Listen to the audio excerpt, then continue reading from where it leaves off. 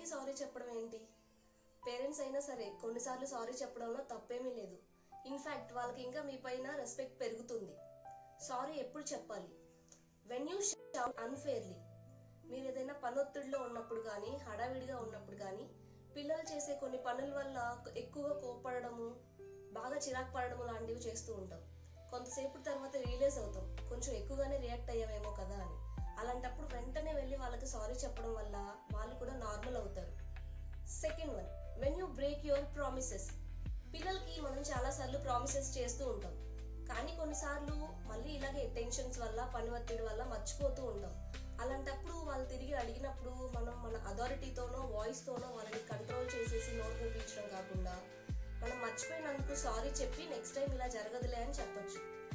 పిల్లలు పేరెంట్స్ని చూసి చాలా విషయాలు నేర్చుకుంటారు. మనమే వాళ్ళకి రోల్ మోడల్గా ఉండాలి. సారీ చెప్పడం ఏమీ వీక్నెస్ కాదు, it's a powerful tool to keep relationships alive.